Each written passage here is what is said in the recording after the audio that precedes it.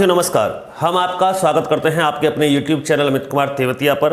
और आप जैसा कि देख रहे हैं कि बहुत सारे बच्चे हैं जो स्टाफ सिलेक्शन कमीशन द्वारा आयोजित दिल्ली पुलिस परीक्षा का फॉर्म भर रहे हैं, सभी तैयारी कर रहे हैं।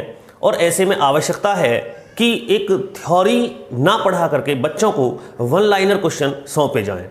खासतौर से जो भी आपने प्रीवियस परीक्षा के जो प्रश्न पत्र हैं वो देखे हैं तो आपने अनुमान लगा ही लिया होगा कि दिल्ली पुलिस की परीक्षा में अधिकतर साइंस, करंट अफेयर्स की घटनाएं ही सम्मिलित होती हैं। हम भी अपने YouTube चैनल के माध्यम से शुरू कर रहे हैं साइंस की एक ऐसी क्लास जिसमें वन लाइनर क्वेश्चन के माध्यम से आप नोट्स बना सकते हैं, समझना चाहें तो समझ भी सकते हैं। जैसा कि आप मेरे बाएं हाथ की ओर स्क्रीन पर देख रहे होंगे कि आपको लिखा दिख रहा है तेवतिया क्लासेस भौतिक विज्ञान अध्याय विद्युत। जी हाँ, आज हम इलेक्ट्रिसिटी का पाठ आरंभ कर रहे हैं, लेकिन इसमें आपको वन लाइनर क्वेश्चन सौंपे जा रहे हैं। कोशिश करेंगे कि इसमें कुछ भी ऐसा ना हो जो हमसे छूट जाए। आप अपनी कॉपी पे नोट्स बना लीजिए। लगभग 35-40 सवाल के अंतर्गत हम पूरा विद्युत पढ़ लेंगे और आपको कोई गुंजाइश नहीं बचेगी इसमें आगे पढ़ने की। तो आप साथियों यह वीडियो जरूर लाइक करें, शेयर करें, कमेंट्स करके जरूर बताएं कि आपको हमारा वीडियो कैसा लगा। आइए शुरू करते हैं। जैसा कि आप पहला क्वेश्चन अपनी स्क्रीन पर देख रहे हैं कि विद्युत धारा का प्रवाह होता है, तो आपको बता दें उत्तर लिखा हुआ है इलेक्ट्रॉनों के विपरीत दिशा में। जी हां, जिस भी तार के अंदर, जिस वायर में विद्युत जिधर से आ रही है, इलेक्ट्रॉनों का प्रवाह उसी दिशा में होता है। अर्थात इलेक्ट्रॉन पीछे की ओर दौड़ते हैं, विद्युत धारा आगे की ओर बढ़ती है। तो यही है, इलेक्ट्रॉन के विपरीत दिशा में विद्युत चलती है। प्रश्न संख्या 2 देखिएगा कि विद्युत धारा का मात्रक होता है। बहुत बार प्रश्न आया है, लिखा हुआ है एम्पियर। आप नोट करते रहें, हम वन लाइनर में आपको बहुत कुछ दे करके जाएंगे। तीसरा प्रश्न है कि आवेश का मात्रक होता है। साथियों, आवेश का मात्रक होता है कूलाम। हमेशा ऋणात्मक होता है आवेश, इलेक्ट्रॉन के ऊपर ऋणात्मक आवेश होता है और यहां आवेश का मात्रक कूलाम है। प्रतिरोध का मात्रक होता है ओम। आगे चलते हैं। 5वां प्रश्न है कि यदि प्रतिरोध रेजिस्टेंस को डबल कर दिया जाए, दुगना कर दिया जाए, तो विद्युत धारा हो जाएगी। आपको जवाब देना है आधी। जी हां, प्रतिरोध का मतलब है कि विद्युत धारा के मार्ग में अवरोध उत्पन्न करना, बाधा उत्पन्न करना प्रतिरोध कहलाता है। देखिएगा प्रश्न संख्या 6 पूछा जा सकता है कि यदि विद्युत धारा प्रवाहित होने वाले तार की लंबाई को दोगुना कर दिया जाए तो प्रतिरोध हो जाएगा। तो साथियों, प्रतिरोध भी दोगुना हो जाएगा। जैसे आपने देखा होगा कि बैटरी चलित पंखा हम गर्मियों में दूर रख लेते हैं और बोर्ड में तार लगा देते हैं, उसका प्लग लगा देते हैं। जितनी लंबी डोरी होगी वह उतनी ही अधिक विद्युत खाएगा, अर्थात प्रतिरोध उतना ही अधिक उत्पन्न होगा और वह पंखा धीरे से घूमेगा। तो जितनी लंबी डोरी होगी प्रतिरोध भी उतना ही होगा। तो जवाब रहा कि यदि तार की लंबाई दोगुनी कर दें तो प्रतिरोध भी दोगुना हो जाएगा। 7वां प्रश्न बहुत महत्वपूर्ण है। हम सभी घरों में फ्यूज का प्रयोग करते हैं। फ्यूज क्या है? तो साथियों, फ्यूज का तार बना होता है लेड व टिन का। लेड Pb होता है सीसा और टिन का संकेत Sn होता है। अब 8वां प्रश्न है कि फ्यूज का तार का गुण क्या है, क्या क्वालिटी है? तो जवाब देंगे उच्च प्रतिरोध एवं निम्न गलनांक। अगर विद्युत धारा अचानक से ज्यादा वोल्टेज में आ जाए तो वह उसको रोकने का प्रयत्न करता है, और निम्न गलनांक यदि ना रोक पाए, प्रतिरोध तो उत्पन्न करेगा लेकिन ना रोक पाएगा तो वह तार गल जाएगा, अर्थात फूक जाएगा, और आगे जो हमारे घर की जितनी भी विद्युत डिवाइस हैं वह फूकने से बच जाएंगी। जो कटआउट का हम प्रयोग करते हैं, फ्यूज का प्रयोग करते हैं, प्रत्येक बोर्ड में लगा होता है एक किनारे पर छोटा सा, उसका इस्तेमाल यही है कि घर की अन्य सभी विद्युत की जो चीजें हैं उन्हें अधिक वोल्टेज आने पर बचाया जा सके। यह फ्यूज का कार्य होता है। लेकिन जो आपसे वन लाइनर में पूछा जा रहा है आप वो नोट्स करते चलें। 9वां जो क्वेश्चन है वो होगा कि विद्युत ग्रहों से आने वाली विद्युत धारा होती है। बिजली घर से जो बिजली हमारे घरों में पहुंचती है साथियों, वह होती है प्रत्यावर्ती धारा, अल्टरनेटिंग करंट। वह एक बार प्लस में जाती है, एक बार माइनस में जाती है।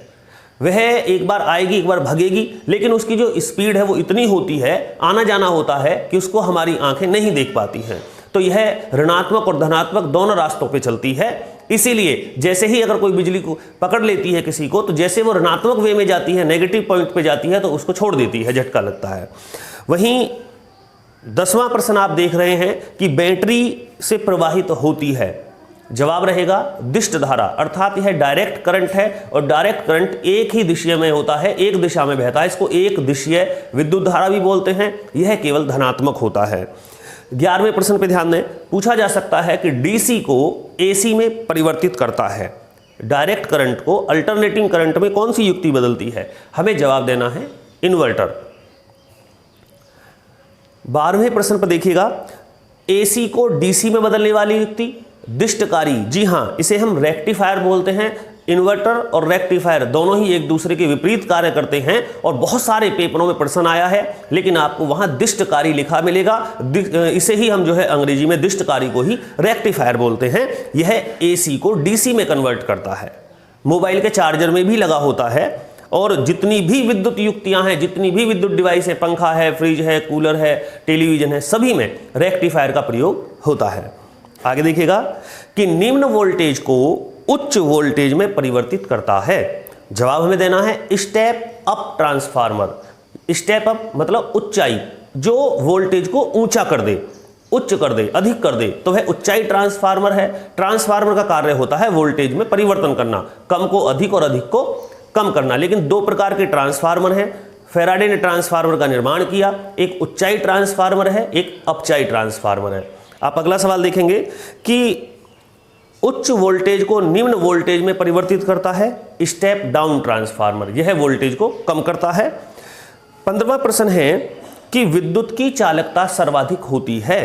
साथियों, विद्युत की चालकता सर्वाधिक होती है चांदी में, दूसरा स्थान होता है तांबे का, फिर स्वर्ण और फिर एल्यूमिनियम।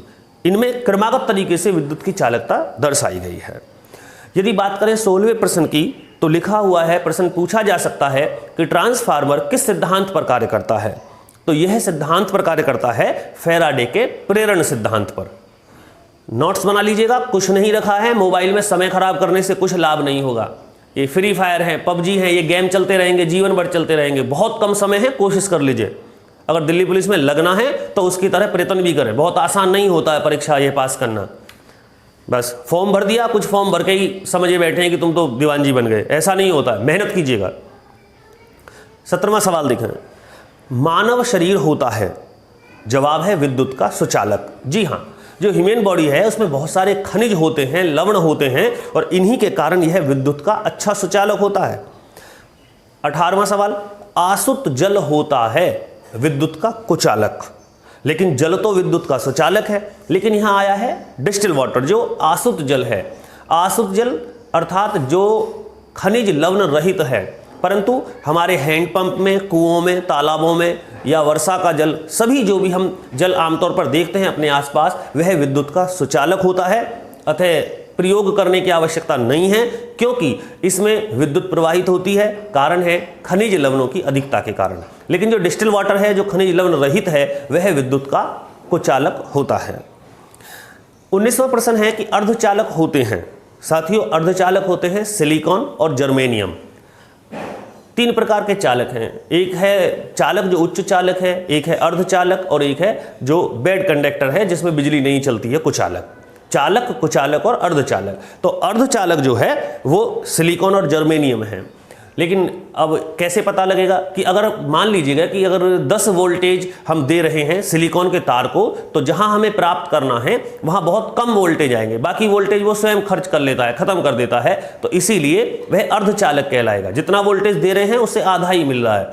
दूसरी बात, जैसे जैसे तापमान बढ़ेगा, अगर गर्मी बढ़ेगी या तार गर्म है, तो फिर वह अच्छा चालक बन जाता है। याद रखें कि अर्धचालकों में तापमान बढ़ने पर विद्युत धारा का प्रवाह बढ़ जाता है। 20वां सवाल देखेंगे कि विद्युत का कुचालक होता है परंतु ऊष्मा का उच्च सुचालक है अभ्रक। जी हां, माइका जिसे हम बोलते हैं, और अभ्रक उत्पादन में भारत का प्रथम स्थान है। अभ्रक होता क्या है? एक पत्थर जैसा होता है। आपने देखा होगा जो गांव में खंबे लगे होते हैं, शहरों में खंबे होते हैं, उन खंबे की जो चिमनी होती है जिस पर तार लिपटे हुए होते हैं, जो पत्थर की होती है, वह अभ्रक की बनी होती है। 21वां सवाल है कि विद्युत प्रेस में अभ्रक की सतह पर तार लिपटे होते हैं। जवाब रहेगा नाइक्रोम के। अब यह नाइक्रोम क्या है?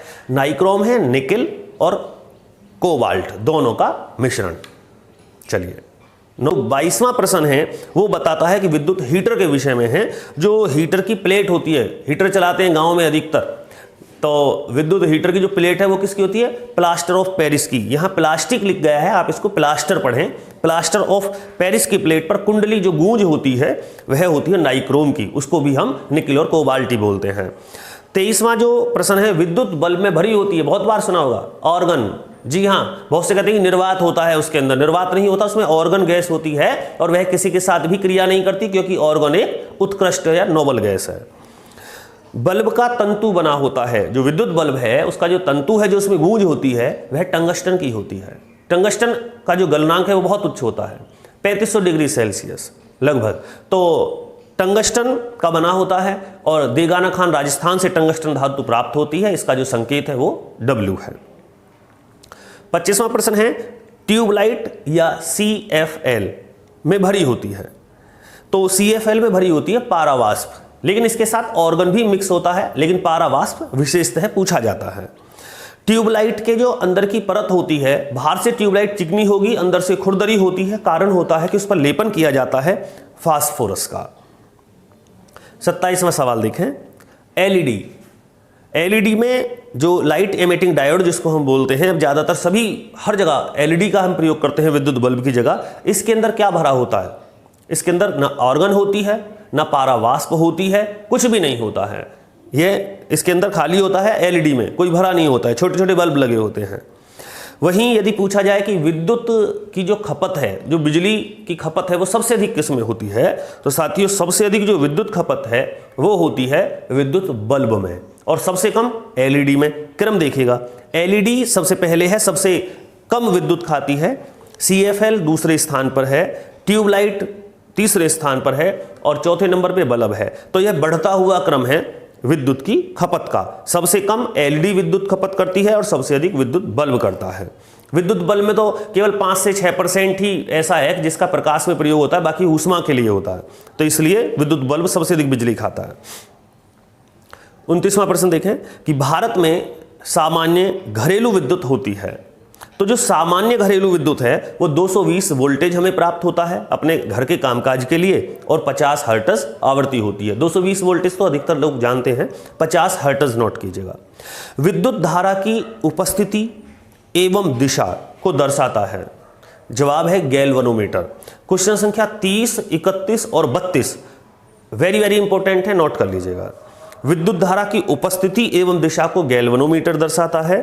31वां है विद्युत धारा का मापन करने वाला यंत्र एमीटर है और वोल्टेज मापने वाला यंत्र वोल्टमीटर है। तीनों के विषय में क्या खास बताना है आप नोट कर लीजिएगा, वेरी वेरी इंपॉर्टेंट लिख लीजिएगा। जब आप याद करेंगे तो खास तो ये स्वतः हो जाएंगे। आगे देखिएगा, 33वां प्रश्न है कि दो सुचालकों के मध्य ऊर्जा का संग्रह करता है। जवाब है कंडेंसर। जी हाँ, इसे हम कैपेसिटर भी बोलते हैं और हिंदी में इसे संधारित्र बोलते हैं। दो सुचालकों के मध्य यह ऊर्जा का संग्रह करता है। 34वां प्रश्न है कि अल्टरनेटिंग करंट को डायरेक्ट करंट से अलग करता है। AC और DC को अलग करने की क्या युक्ति है, तो साथियों वह भी संधारित्र है। कैसे अलग करता है? संधारित्र लगा होता है, पंखों में कंडेंसर होते हैं, मोटर में कंडेंसर होता है, ये वही है। इसको कैपेसिटर भी बोलते हैं, कंडेंसर भी बोलते हैं और हिंदी में संधारित्र बोलते हैं शुद्ध रूप से।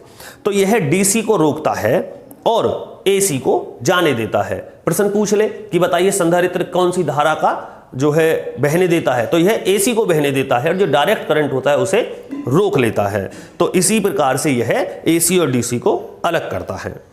बात करें यदि 35वें प्रश्न की, पूछा गया है संधारित्र का मात्रक क्या है? जवाब दें फैराड। 36वां प्रश्न प्रेरित्र का मात्रक है। प्रेरित्र को इंसेक्टर बोलते हैं। चौक सुना होगा आपने, जो चौक लगती है, बाइक में चौक लगे, स्कूटी में चौक लगा लेते हैं, तो चौक जो है वह प्रेरित्र का ही कार्य करती है, प्रेरित्र ही है, उसे इंसेक्टर बोलते हैं।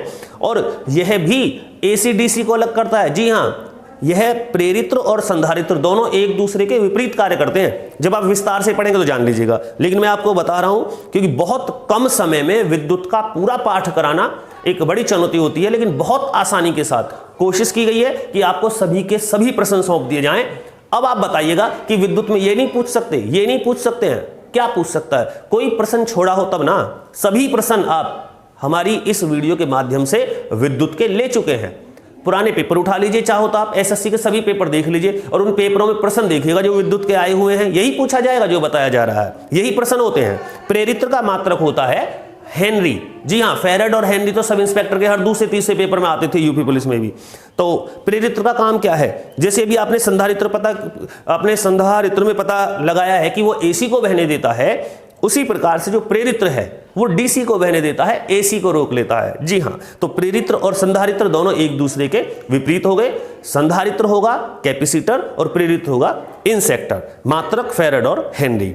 वीडियो कैसा लगा है आपको हमें जरूर बताएं और हम प्रत्येक दिन दूसरे तीसरे दिन कोशिश करेंगे कि आपको वन लाइनर क्वेश्चन का ऐसा वीडियो देते रहें, क्योंकि यह वीडियोस थ्योरी पढ़ने से ज़्यादा बेटर है। क्योंकि जब हम थ्योरी पढ़ते हैं तो वहाँ बहुत कुछ समझाया जाता है, लेकिन आप थ्योरी पढ़ने के बाद स्वयं एक प्रश्न का क्वेश्चन उससे नहीं निकाल पाते हैं, तो अच्छा है कि आप इस वीडियोस को देखें, अपना नोट्स बनाएं। मात्र 36-37 क्वेश्चन है, आप आगे जगह छोड़ दीजिए। मान लीजिए आपको लगता है कि और भी प्रश्न विद्युत धारा से पूछे जा सकते हैं, तो आप उन्हें आगे नोट कर लीजिएगा। कितने प्रश्न होंगे? 36 के बाद में 40 हो सकते हैं, 45 हो सकते हैं, लास्ट 50 हो सकते हैं, लेकिन एक आपका कवर अप हो जाएगा कि 50 क्वेश्चन के बाद कोई ऐसा सवाल नहीं है जो विद्युत धारा से पूछा जाता है। मैं कोशिश करूंगा कि अधिक से अधिक प्रश्न आप तक सौंपे जाएं।